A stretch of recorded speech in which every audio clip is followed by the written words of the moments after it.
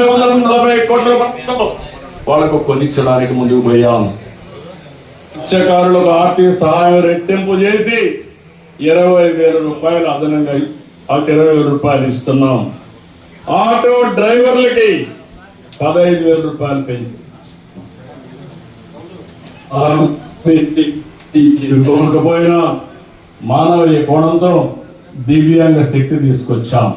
చేనేత 200, 500 యూనిట్లు ఉచితంగా కరెంట్ ఇస్తున్నాం. గీత కార్మికులకి షాపులన్నింటిలో 15% వాళ్ళకి ఇస్తున్నాం.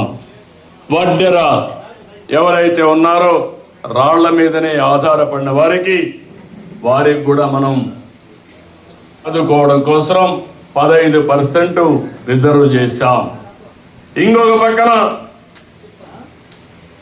శిక్షకులకు, నాయి బ్రాహ్మణులకు, ఇమాములకి, పాస్టర్లకి, మౌజన్లకి ఆర్థికంగా సహాయం చేస్తాం. గౌరవ వేతనాలు ఇస్తున్నాం. ప్రజారోగ్యంలో వినూత్నమైన మార్పుకు శ్రీకారం చుట్టాం. సంజీవని ప్రాజెక్టు తీసుకొచ్చాం.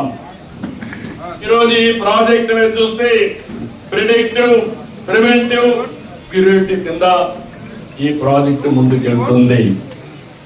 ఒక ప్రూఫ్ ఆఫ్ కాన్సెప్ట్ ప్రారంభించాం. జిల్లా మొత్తం దీన్ని అమలు చేస్తున్న చిత్తూరు జిల్లాలో ఆగస్టు 15 నాటికి ప్రపంచంలోనే మొట్టమొదటి ప్రాజెక్టు డిజిటల్ హెల్త్ రికార్డ్స్ పెట్టి ప్రతి ఒక్కరి ఆరోగ్యాన్ని కాపాడడానికి ముందుకు పోతాం. అందరికీ యూనివర్సల్ హెల్త్ ఇన్సూరెన్స్ 2,50,000 ఇస్తున్నాం. నచ్చిన హాస్పిటల్లో ఎక్కడికి వెళ్ళినా మనం 2,50,000 రూపాయల పరిస్థితికి వస్తున్నాం.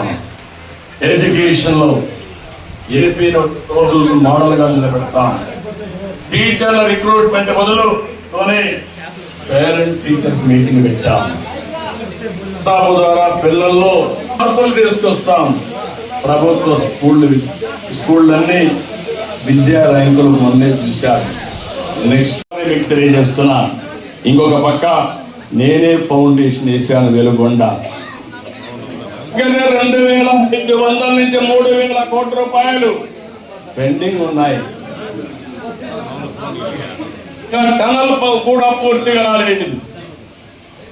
అంటే కృషి కూడా పూర్తి కాలేదు. అవునా, నేను ప్రారంభించిన ప్రాజెక్టు మళ్ళీ పూర్తి చేసి మార్కాపురం జిల్లా ఈ ప్రభుత్వానికి సీమలో ప్రతి చెరువు రిజర్వాయర్ నింపాం. 65% జల కళ సంతరించుకున్నాయి. ఉత్తరాంధ్ర నుంచి చిత్తూరు వరకు ప్రతి సాగునీటి ప్రాజెక్టు పూర్తి చేస్తాం. ప్రతి ఎకరాకు నీళ్లు ఇస్తాం. 2 ఏళ్లతో 17,000 కోట్ల రూపాయలు ఖర్చు పెట్టాం. రాబోయే 3 ఏళ్లలో 30 కోట్ల ఖర్చు పెట్టి ఒక ప్రాంతాన్ని చేసే బాధ్యత ఈ ప్రభుత్వానిదని మరొకసారి విజ్ఞప్తి చేస్తున్నా.